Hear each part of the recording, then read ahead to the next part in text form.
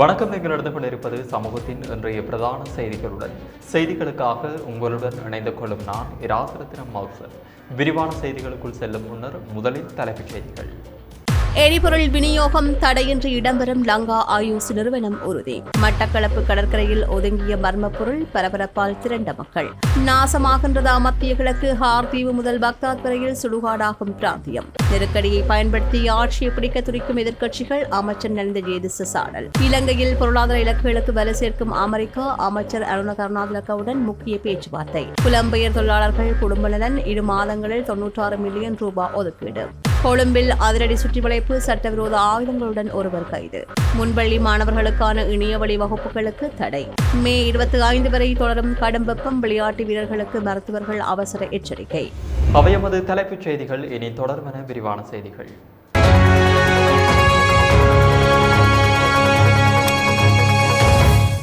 நாட்டின் வலுசக்தி பாதுகாப்பை உறுதிப்படுத்தும் வகையில் எரிபொருள் விநியோகத்தை எவ்வித தடையுமின்றி தொடர்ச்சியாக முன்னெடுக்க நடவடிக்கை எடுத்துள்ளதாக லங்கா ஐஓசி நிறுவனம் தெரிவித்துள்ளது.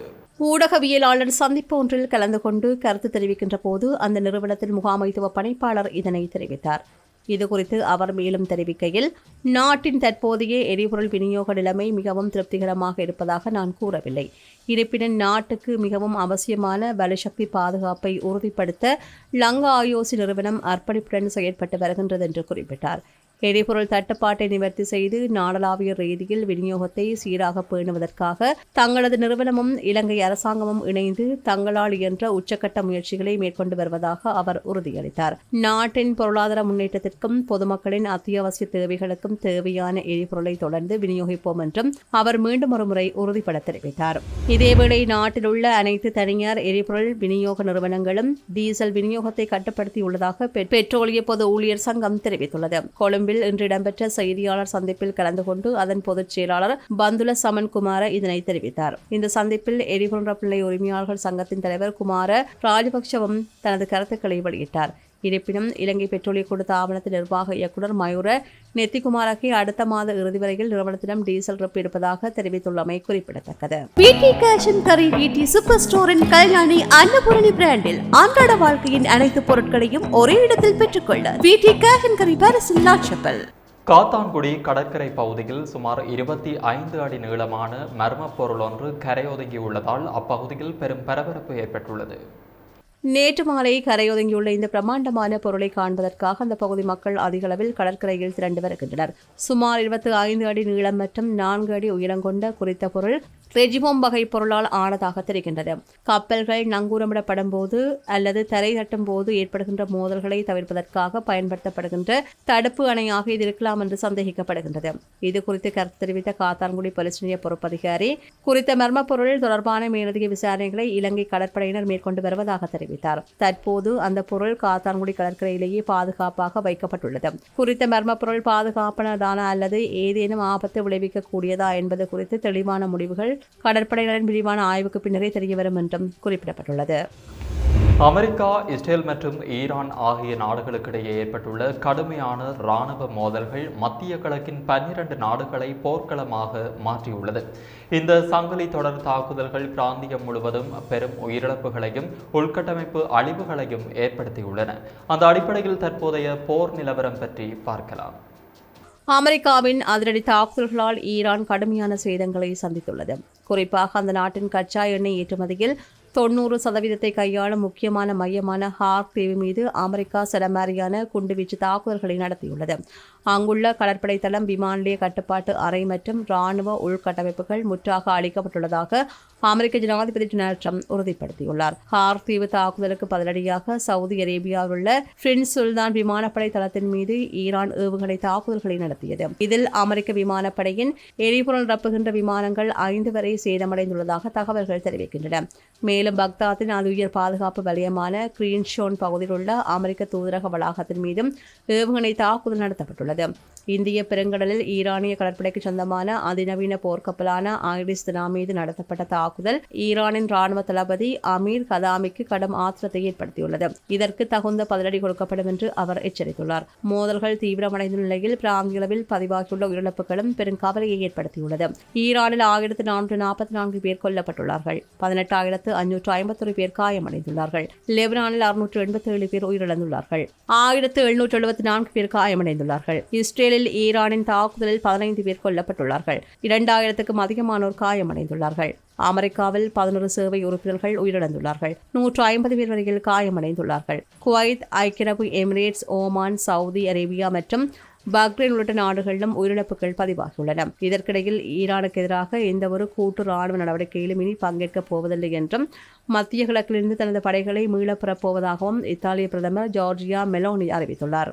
போர் தீவிரமடைந்துள்ள நிலையில் அண்டை நாடுகளை தாக்குவதை தவிர்க்குமாறு ஹமாஸ் அமைப்பு ஈரானிடம் கோரிக்கை விடுத்துள்ளது. பிராந்தியத்தில் சகோதரத்துவத்தை பேண வேண்டியதன் அவசியத்தை அந்த அமைப்பு வலியுறுத்தியுள்ளது. ஈரானின் ராணுவ வலிமை மற்றும் அதன் இலக்குகள் தற்போது செயலிழந்து விட்டதென்று தெரிவித்துள்ள டொனால்ட் ட்ரம்ப், ஈரான் ஒரு புதிய ஒப்பந்தத்திற்கு தயாராக இருப்பதாகவும் ஆனால் அந்த ஒப்பந்தம் தனது நிபந்தனைகளுக்கு உட்பட்டிருக்க வேண்டும் என்றும் தன்னுடைய சமூக ஊடக பக்கத்தில் குறிப்பிட்டுள்ளார். மத்திய கிழக்கின் தற்போதைய கள நிலவரம் எந்நேரமும் போர் மேலும் விரிவடையும் அபாயத்தை காட்டுவதால் சர்வதேச நாடுகள் மிகுந்த எச்சரிக்கையுடன் இந்த சூழலை உற்று நோக்கி வருகின்றன.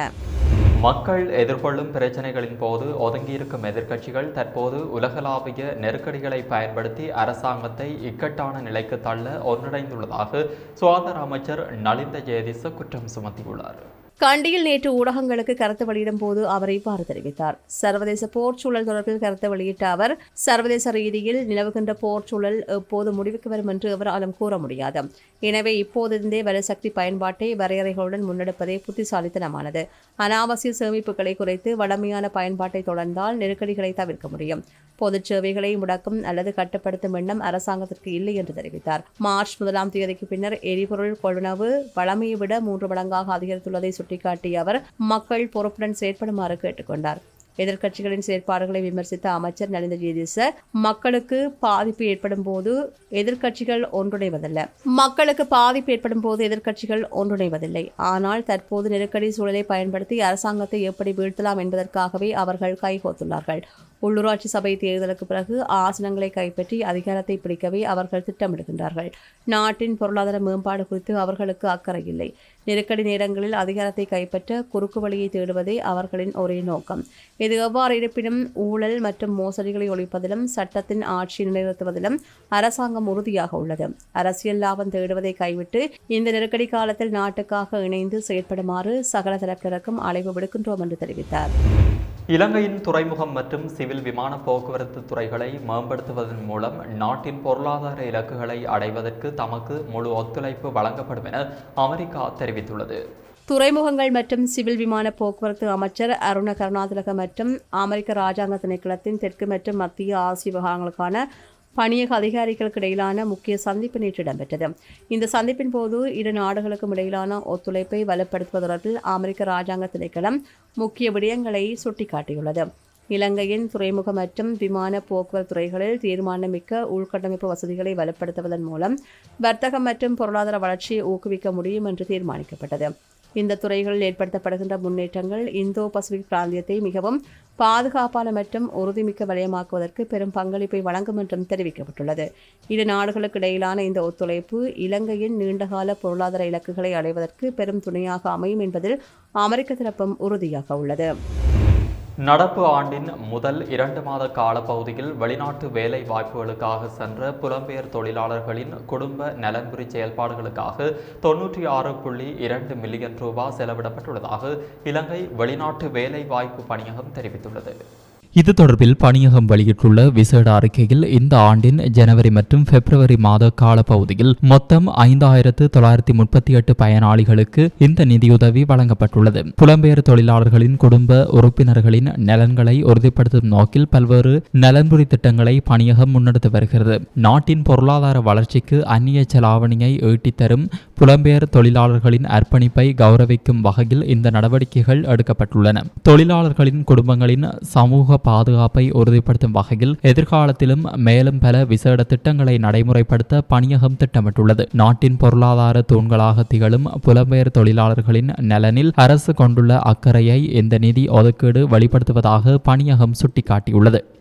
யாழ்ப்பாணத்தில் அதிஉயர்ந்த மற்றும் நவீன வசதிகளுடனான டில்கோ ப்ளூ ஓஷன் நிறுவனத்தின் மூலம் வழங்கும் யாழ் ராயல் பேலஸ் 3 முதல் 5 வயது வரையிலான சிறுவர்களுக்கு இணையவழி ஊடாக கற்பிப்பது கல்வி உளவியல் மற்றும் சிறுவர் அபிவிருத்தி கொள்கைகளுக்கு முரணானது என பெண் மற்றும் சிறுவர் விவகார அமைச்சு தெரிவித்துள்ளது.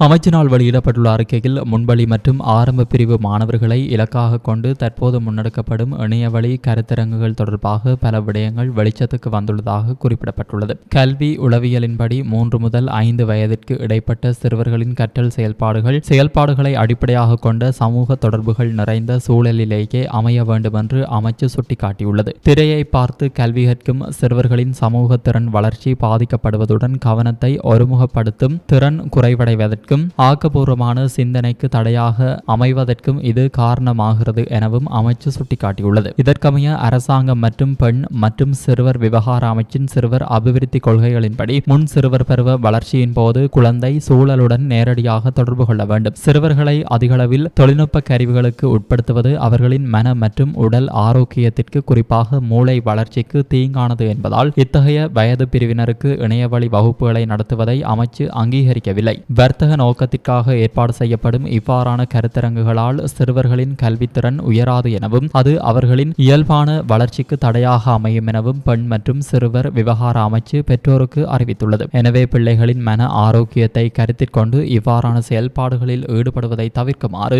அமைச்சு கேட்டுக் கொண்டுள்ளது. ஒரு குழந்தையின் சிறந்த ஆசிரியர் சூழலும் நேரடி அனுபவங்களுமே தவிர டிஜிட்டல் திரை அல்ல என்றும் அமைச்சு மேலும் வலியுறுத்தியுள்ளது. இதன்படி பிள்ளைகளின் மன மற்றும் உடல் ஆரோக்கியம் தொடர்பில் பெற்றோராக அதிக அவதானம் செலுத்தி செயல்படுமாறு அமைச்சு கோரிக்கை விடுத்துள்ளது. கடுவெல வெளிவிட்ட பகுதியில் முன்னெடுக்கப்பட்ட விசேட சுற்றிவளைப்பு நடவடிக்கையின் போது சட்டவிரோத துப்பாக்கிகள் மற்றும் பெருமளவிலான தோட்டாக்களுடன் நபர் ஒருவர் கைது செய்யப்பட்டுள்ளார். கொழும்பு குற்றத்தடுப்பு பிரிவினருக்கு கிடைத்த ரகசிய தகவலை அடுத்து நேற்று குறித்த பகுதியில் இந்த அதிரடி நடவடிக்கை முன்னெடுக்கப்பட்டது. கைது செய்யப்பட்ட சந்தேக நபரிடமிருந்து ஆயுதங்கள் மற்றும் வெடிபொருட்கள் கைப்பற்றப்பட்டுள்ளன. ஒரு கை துப்பாக்கி, ஒரு ரைபிள் துப்பாக்கி, 15 கை துப்பாக்கி தோட்டாக்கள், 2 ரைபிள் தோட்டாக்கள், ஒரு மகசின், 50 நேரடி தோட்டாக்கள் என்பவையே கைப்பற்றப்பட்டுள்ளது. கைது செய்யப்பட்டவர் கடுவெல பகுதியை சேர்ந்த 48 வயதுடையவர் என அடையாளம் காணப்பட்டுள்ளார். சம்பவம் குறித்து கொழும்பு குற்றத்தடுப்பு பிரிவினர் மேலதிக விசாரணைகளை தீவிரமாக முன்னெடுத்து வருகின்றனர். இந்த ஆயுதங்கள் எதற்காக பயன்படுத்தப்படவிருந்தன மற்றும் அவற்றின் பின்னணியில் வேறு எவரேனும் உள்ளனரா என்பது குறித்து விரிவான விசாரணைகள் இடம்பெற்று வருகின்றன. சர்வதேச பெண்கள் தினத்தை முன்னிட்டு நிலையான வாழ்வை நோக்கி ஒன்றிணைவோம் என்ற தொனிப்பொருளில் மட்டக்களப்பில் பெண்களின் உரிமைகளை வலியுறுத்தும் பிரமாண்ட கவனஈர்ப்பு பேரணி நேற்று நடைபெற்றது. சூரிய பெண்கள் அபிவிருத்தி நிலையத்தின் ஏற்பாட்டில் பல்வேறு பெண்கள் அமைப்புகளுடன் இணைந்து முன்னெடுக்கப்பட்ட இந்த பேரணி நகரின் முக்கிய வீதிகளின் ஊடாக சென்றது. சூரிய வள நிலையத்திலிருந்து ஆரம்பமான இந்த பேரணி மட்டக்களப்பு நகர் ஊடாக கல்லடி பாலத்தை அடைந்து அங்குள்ள ஸ்ரீ முருகன் விளையாட்டு மைதானத்தில் நிறைவடைந்தது. பறை மேளங்கள் முழங்க வினோத உடைகளை அணிந்து கலந்து கொண்ட பெண்கள் தமது உரிமைகளை வலியுறுத்தும் பதாகைகளை ஏந்தி சென்றனர். பெண்களுக்கு எதிரான வன்முறைகளை ஒழிப்பதற்கும் சமூகத்தில் அவர்களின் உரிமைகளை நிலைநாட்டவும் பின்வரும் கோரிக்கைகள் பேரணியின் போது முன்வைக்கப்பட்டன. அரசாங்கமும் ஜனாதிபதியும் உடனடியாக சுயாதீன தேசிய பெண்கள் ஆணைக்குழுவின் செயல்பாடுகளை ஆரம்பிக்க நடவடிக்கை எடுக்க வேண்டும். தீர்மானம் எடுக்கும் மட்டங்களில் பெண்களின் பிரதிநிதித்துவம் கட்டாயம் உறுதிப்படுத்தப்பட வேண்டும். அனைத்து சந்தர்ப்பங்களிலும் ஒப்புதல் என்று இடம்பெறும் உடலுறவு குற்றமாக கருதப்பட வேண்டும். அனைவருக்கும் குறைந்தபட்ச சட்ட ரீதியான திருமண வயது 18 உயர்த்தப்பட வேண்டும். வீட்டு வன்முறைகளை முற்றாக ஒழிக்க வேண்டும். நீதி கோரும் சகோதரிகளாக நாங்கள் ஒன்றிணைவோம் என்ற முழக்கத்துடன் ஒட்டுமொத்த பெண்களின் உரிமைகளையும் பாதுகாக்கும் வகையில் அரசாங்கம் சட்ட ரீதியான நடவடிக்கைகளை விரைவுபடுத்த வேண்டும் என பேரணியில் கலந்து கொண்டோர் வலியுறுத்தினர். மைதானத்தில் நடைபெற்ற நிகழ்வுகளில் பெண்கள் சந்திக்கும் சவால்கள் மற்றும் அதற்கான தீர்வுகள் குறித்து பல்வேறு கருத்து பரிமாற்றங்கள் இடம்பெற்றன.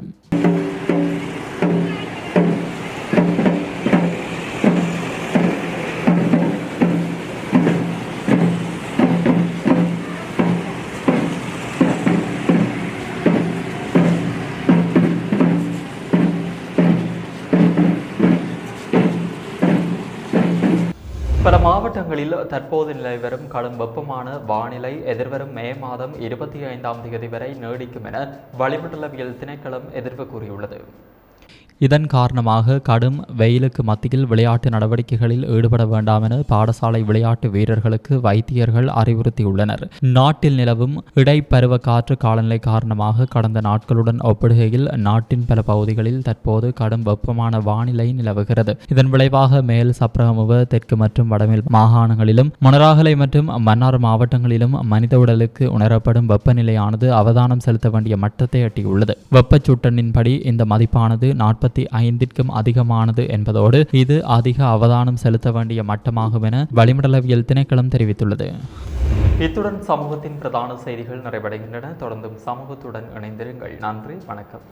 எமது RIP பேச்சுக்கு கிடைத்த மரண அறிவித்தல்கள்.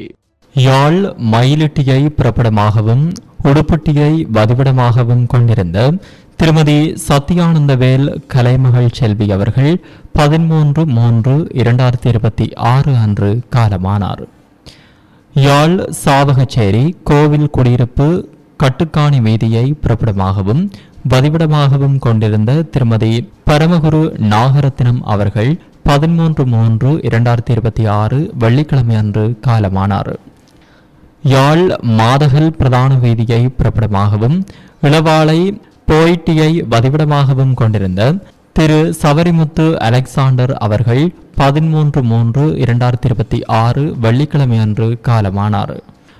நுவர்லியா அக்கரமலை வட்டகுடையை புறப்படமாகவும் போகாவத்தையை வதிவிடமாகவும் தற்போது கொழும்பை வதிவிடமாகவும் கொண்டிருந்த திருமதி தனபாக்கியம் ஹரிராம் அவர்கள் 10/3/2026 செவ்வாய்க்கிழமை அன்று காலமானார். மேலே அறிவிக்கப்பட்ட அனைத்து மரண அறிவித்தல் இறுதிக்கிரியை பற்றிய தகவல்களை அறிந்து கொள்ள ரிப் பேஜை பார்வையிடுங்கள். இதற்கான லிங்க் கீழிருக்கும் டிஸ்கிரிப்ஷனில் பார்வையிடலாம். இது போன்ற செய்திகளை தெரிந்து கொள்ள சமூகம் நியூஸ் சேனலை சப்ஸ்கிரைப் செய்து அருகில் உள்ள பெல் பட்டனை கிளிக் செய்யுங்கள். மேலும் இது போன்ற செய்திகளை உடனுக்குடன் தெரிந்து கொள்ள சமூகமீடியா.com என்ற இணையதளத்தின் வாயிலாகவும் எங்களுடன் இணைந்திருங்கள்.